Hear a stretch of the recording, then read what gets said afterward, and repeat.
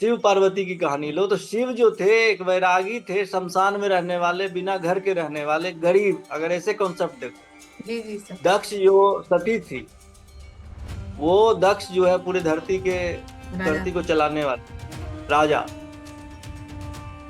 असल जो दक्ष और शिव की लड़ाई यही थी कि वो तो बेकार है, भिखारी है, फकीर है, जी जी। ऐसे कह देता था। वो शिव को पहचानता नहीं था। तो एक कहानी तो वही हो गई कि लड़की का पिताजी अमीर और लड़का जो है गरीब। जी ऐसे ही राम और सीता, एक विलेन आता है जो कि पत्नी को उठा के जबरदस्ती ले जाता है, फिर वो पति जो है उसको जाके छुड़ा के लाता है। दूसरी कहानी ऐसी। होली जो है, होली केवल त्योहार नहीं है, पर्व नहीं है, यह एक आध्यात्मिक अनुष्ठान भी है। जी। यह भारत की सोच भी है। यह खुशियों का पैगाम भी है। यह खुशी व्यक्त करने का, नफरत मिटाने का, दिलों को जोड़ने का एक बहुत ही अच्छा अवसर होता है। आखिर ऐसा क्या होता है, क्यों ऐसा होता है कि होली में होली का यह एंगल उभर के सामने आता है? जी होता यह है कि हमारे सनातन धर्म में जब भी कोई भी पर्व त्योहार मनाया जाता है, उसके पीछे एक तर्क होता है, तर्क होती है, एक तर्क होता है, एक बड़ी वजह होती है।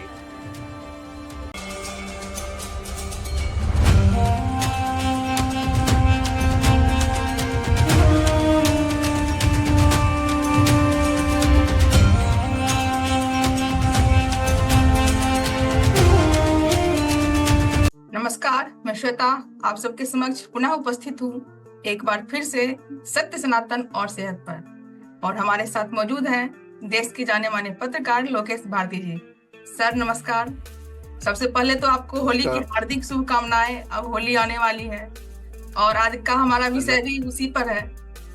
हमारे सनातन धर्म में होली का पर्व मनाया जाता है और होली आने वाली है, 14 मार्च को होली है। इसके बारे में सर कुछ बताएं, कुछ अलग, कुछ अनोखी बातें जो हम सब जान सकें। बहुत बढ़िया।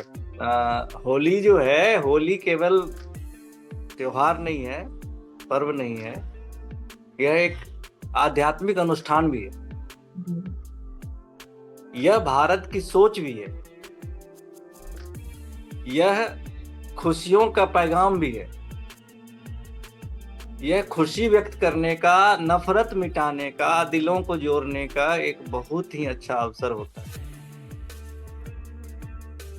तुम अगर देखो तो बाकी पर्व में पूजा इस तरह करना है, ये सामग्री चाहिए, ये चाहिए, ये चाहिए इस समय, जबकि होली में ऐसी बहुत कम चीजें होती हैं। होली से एक दिन पहले होलिका दहन होता है। उसमें भी बस थोड़ा सा होता है, जाके कुछ गेहूं की बलियां या और भी कुछ चीजें चढ़ा दी जाती हैं और उसको वो होलिका दहन जो है उसमें हो जाता है। जो प्रहलाद और की कहानी है, कभी इस पे विस्तार से बात करेंगे। लेकिन अभी हम केवल होली क्यों मनाते हैं, केवल के रंगों तक ही सीमित है, इस पे बात करेंगे, या फिर इसका दायरा और भी है, इसका दायरा बहुत बड़ा है। अगर होली पर नजर डालो तो कई जो फिल्मों के गाने भी बने हैं उसमें भी इस बात की चर्चा होती है कि नफरत मिट जाते हैं, दूरियां खत्म हो जाती हैं। तो आखिर ऐसा क्या होता है, क्यों ऐसा होता है कि होली में होली का यह एंगल उभर के सामने आता है?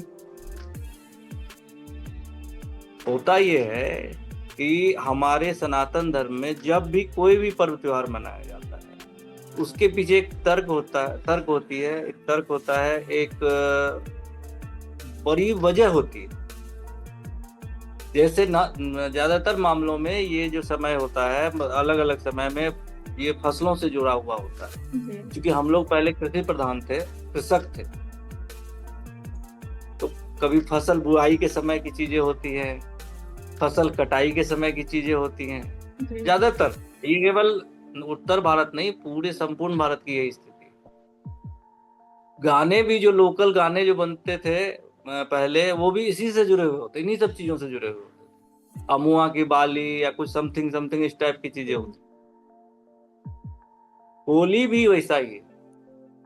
अगर कोई व्यक्ति होली को सिर्फ पर्व ना समझे, रंग लगाने का एक अवसर ना समझे, तो इसको अपने परिवार के बीच की, अगर पति पत्नी है या परिवार में भाई भाई है, भाई बहन है, ननद भौजाई है, या फिर उससे थोड़ा और बाहर निकले अगर चचेरा कजन्स हैं, कोई दोस्त है, इनसे अगर किसी भी बात को लेकर के मतभेद हुआ हो, मनमुटाव हो गया हो, तो बात नहीं हो रही हो, तो होली वह अवसर हो सकता है जहां पर कि आप अगर साथ हैं, बातचीत नहीं हो रही है, यानी आसपास रहते हैं, अब होली के दिन दिख गए, बेस्ट मौका है दूरी मिटाने का, नफरत खत्म करने का। एक जो झिझक है, एक जो ईगो आ जाता है बीच में कि मैं पहले कैसे, अरे थोड़ा छोटे बन जाओ, लगा दो रंग, देखो दुनिया खत्म हो जाती है कि नहीं। तो यह एक मौका होता है कि जो चीज टूट चुका है, या टूटने की स्थिति, टूटा नहीं है पूरी तरह, टूटने की स्थिति में पहुंचा है, उसको और करीब लाके मजबूत करने का। अगर रिश्तों पे बर्फ जम गई है तो होली में गर्मी की शुरुआत हो जाती है, तो उस गर्मी से बर्फ को पिघलाने की शुरुआत हो सकती है। मेरा ये कहने का बिल्कुल मतलब नहीं है कि आप होली में रंग नहीं खेले, अभी ना लगाएं, बिल्कुल लगाएं। वह नफरत मिटाने का एक अच्छा सा, प्यारा सा, रंगीन तोहफा है, लेकिन जो असल मकसद होना चाहिए वह यह होना चाहिए कि जो आपस की दूरियां हैं, रिश्तों की दूरियां हैं, रिश्तों में जो दूरियां आई हुई हैं, मान लो कोई फैमिली से किसी का अनबन है, अक्सर गांव में या कहीं पे जमीन को लेकर या किसी चीज को लेकर टेंशन चलता रहता है। अब जमीन क्या चीज सलट गया, मामला सही हो गया, फिर भी वो टेंशन जारी रहता है। ये अवसर, होली जो है, यह अवसर क्या है, उसी जो टेंशन चलता रहा था उसको खत्म करने का मौका है। जो होना पाया वो कर लिया काम, जो नहीं वो फिर टेंशन लेके जी रहा है। क्योंकि आप किसी अपने से करीबी से कंप्लीट नहीं टूट सकते, क्योंकि वो पास्ट में अगर आपके जीवन का हिस्सा रहा है तो वो गाहे बगाहे जब कई चीजें याद आएंगी तो वो भी याद आएगा, और जब वो याद आएगा जिससे आप टूटे हुए हैं, अलग हैं, तो फिर वो आपको, आपके अंदर खलिश पैदा करेगा, आपके अंदर दुख पैदा करेगा, तनाव पैदा करेगा। तो यह जो अवसर है होली, उसको कन्वर्ट करना चाहिए, बिल्कुल अपने संबंधों को प्रगाढ़ करने में, आपसी रिश्ता को मजबूत करने में। दूसरा, जब इससे और बड़े परिप्रेक्ष्य में हम जाते हैं तो पर्व त्योहार में जब कोई शख्स अपने जीविकोपार्जन के लिए, नौकरी करने के लिए दूसरे शहरों में, अपने घर से दूर, कई बार देश से दूर, कई बार राज्य से दूर जाता है, तो होली जैसे अवसर, दीपावली जैसे अवसर, छठ जैसे अवसर मिलते हैं, तो वहां पे फिर लोग वापस आते हैं। अब क्या होता है कि बिल्कुल, अब होता ये है कि जब पूरे परिवार के लोग जो अलग अलग शहरों में नौकरी कर रहे हैं, जीविकोपार्जन कर रहे हैं, वो एक खास अवसर पे इकट्ठा होते, तो फिर से सबसे मुलाकात होती है, फिर वो अपना अनुभव, अपने अनुभव साझा करते हैं। ये एक तरह से संस्कृतियों का आदान प्रदान हो जाता है। कह रहे तुम्हारे शहर में क्या अच्छा है, तुम्हारे शहर में क्या अच्छा है, तुम्हारे शहर में कैसी नौकरी मिल रही है, क्या मिल रहा है। यह एक तरह से एक्सचेंज भी होता है, और वो जानकारी आपके घर परिवार के पास पहुंचती है अलग अलग सोर्स के द्वारा। होली भी ऐसा ही है। दूसरी बात ये, होली 14 मार्च को है, शुक्रवार को है, लेकिन दीपावली अक्टूबर नवंबर में होता है। जी। होली दिन का त्योहार है, दीपावली रात का रात त्योहार। का त्योहार। एक शख्स की जिंदगी में जिस दिन दिन में भी खुशी हो, रात में भी खुशी हो, तो बिल्कुल। कहता है कि दिन को होली रात को दीपावली। जी। क्योंकि हर दिन आपका होली और दीपावली हो सकता है। आप दिन में खुश हैं, मेरे लिए तो होली है भाई। बिल्कुल। कई बार बिना होली के जी सर। पहले भी कुछ 15 दिन, महीना दिन, 2 महीना पहले जब कोई क्रिकेट मैच जीतता तो होली के रंगे चलने लग जाते हैं, दीपावली के पटाखे फूटने लग जाते हैं। शादियों में तो किसी भी मौसम में शादियों पटाखे फूटते हैं। पटाखा मतलब हुआ एक तरह से व्यक्त प्रकटीकरण कि मेरे लिए है रात दीपावली के जैसे। उससे पोल्यूशन बढ़ता है नहीं बढ़ता है मैं उस पर नहीं जाऊंगा, लेकिन एक तरह से वो प्रकटीकरण है कि मेरे लिए रात दीपावली है। और जब दिन में कोई होली खेलता है बिना होली के दिन के भी, जी वो जी। खुशी को एक्सप्रेस करने का, व्यक्त करने का एक बहुत अच्छा तरीका, अपने आप को खुश रखने का। आप पकड़ते हैं किसी को अपने को, और वो उससे बात नहीं हो रही होती है, झिझक रही होती है, उसको आप रंग लगाते हैं। लेकिन यह ध्यान रहे, इसमें जेंडर जो होता है, मेल फीमेल, कोई जबरदस्ती नहीं होनी चाहिए। बिल्कुल बिल्कुल। अपना अपनी जो एक सीमा रेखा है उसको तय करना, उसमें ही रहना चाहिए, उसको पार नहीं जाना चाहिए। तो मेरे हिसाब से होली का जहां तक उत्पत्ति की बात है या होली की शुरुआत की बात है, हम अपने देवताओं से, भगवान की लीलाओं से ही ज्यादातर चीजें सीखते हैं। बिल्कुल सही बात। तुम अगर बॉलीवुड की फिल्मों को लो या हॉलीवुड की फिल्मों को लो, उसकी जो मूल कहानियां होती हैं वो रामायण और शिव पार्वती की ही कहानी होती है, उसी के इर्द गिर्द। यानी 7-8 कहानियां ही हैं टोटल, पूरी धरती की मैं बात कर रहा हूँ। सही बोल रहे हैं। और उसी से मूल कहानी वही है, उससे अलग अलग तरीके से पेश किया जाता है। जैसे शिव पार्वती की कहानी लो, तो शिव जो थे एक वैरागी थे, शमशान में रहने वाले, बिना घर के रहने वाले, गरीब, अगर ऐसे कॉन्सेप्ट देखो। जी जी सर। दक्ष जो सती थी, वो दक्ष जो है पूरी धरती को चलाने वाला राजा। असल जो दक्ष और शिव की लड़ाई यही थी कि वो तो बेकार है, भिखारी है, फकीर है, ऐसे कह देता था। वो शिव को पहचानता नहीं था। एक कहानी तो वही हो गई कि लड़की का पिताजी अमीर और लड़का जो है गरीब। जी। ऐसे ही राम और सीता, एक विलेन आता है जो कि पत्नी को उठा के जबरदस्ती ले जाता है, फिर वो पति जो है उसको जाके चुरा के लाता है। दूसरी कहानी ऐसी। तीसरी महाभारत की कहानी, जिसमें जमीन के लिए झगड़ा। जी। तो ऐसी ही कहानियां, जो मूल कहानियां हैं वही है। तो हम लोग जो सीखते हैं वो अपने, जो हमारे नारायण है, भगवान विष्णु है, वो आके जब धरती पे लीला करते हैं तो उनसे हमें बहुत कुछ शिक्षा मिलती है। वो शिव सिखाने के पार्वती लिए हर ही लीला करते हैं ना सर, हम सबको बिल्कुल, सिखाने के लिए ही लीला करते हैं। जब वो आते हैं तो वो सिखाने के लिए ही आते हैं कि हम सीखें। लेकिन हम क्या करते हैं, उनको बस केवल पूजने लग जाते हैं। पूजना भी बहुत जरूरी है, लेकिन वो जो यहाँ लीला करके गए हैं, बता के गए हैं ऐसे ऐसे करो, वो ज्यादा जरूरी है। बिल्कुल। तो जब हम उनसे सीखते हैं तो हम सीखते हैं कि खुशी मनाइए, टेंशन कम करिए।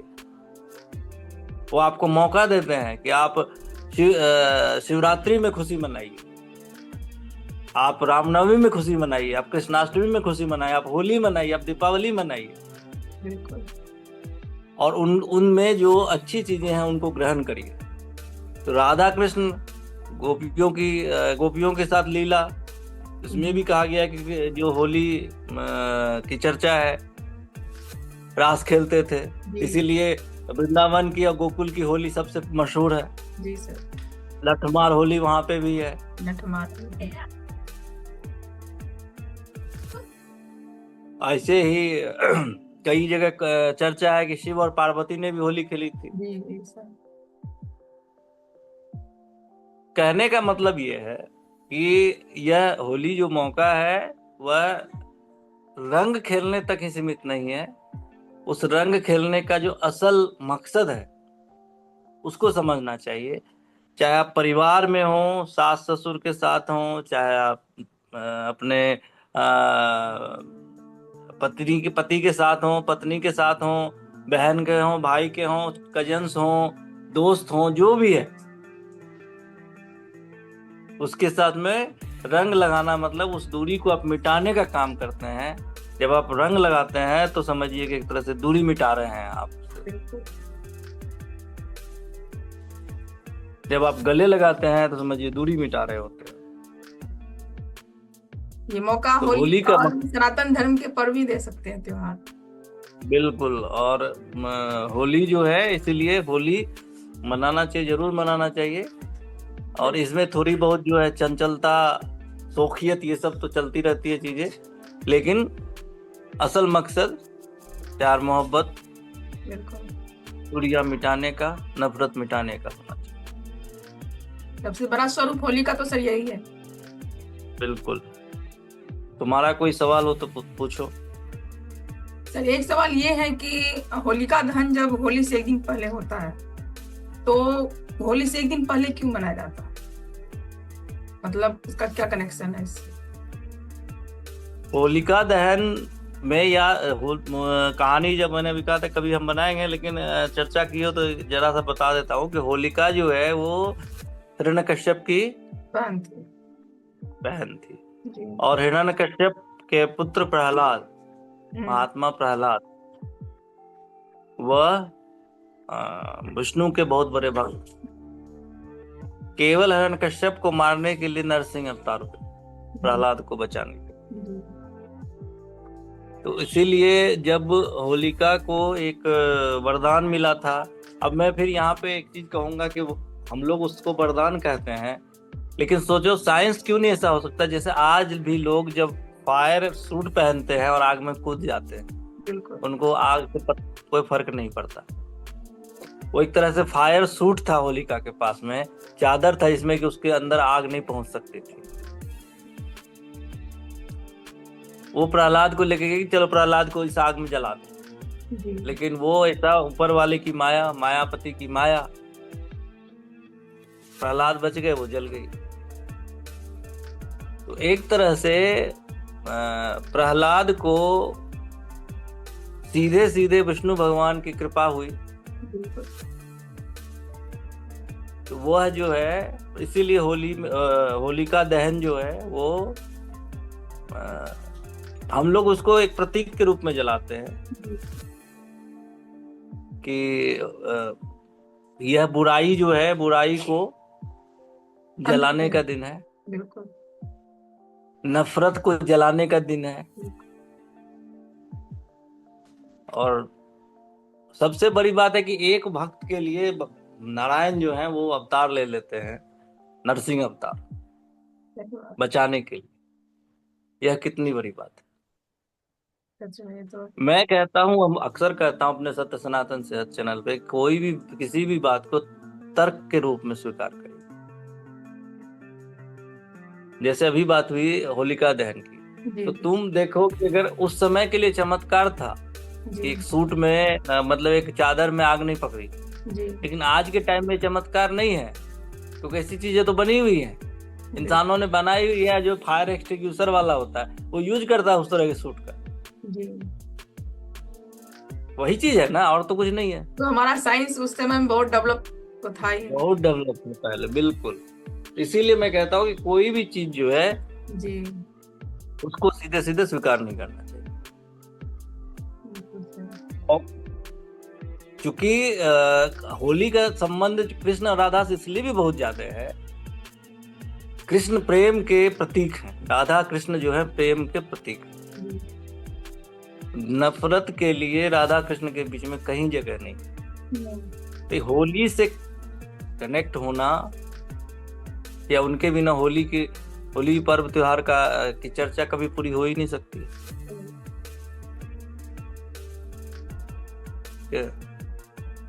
देखो, होली पे रंग खेलना है, ऐसे करना है, मिठाई खिलाना, ये करना, ये सब तो बातें होती है, अक्सर होती है।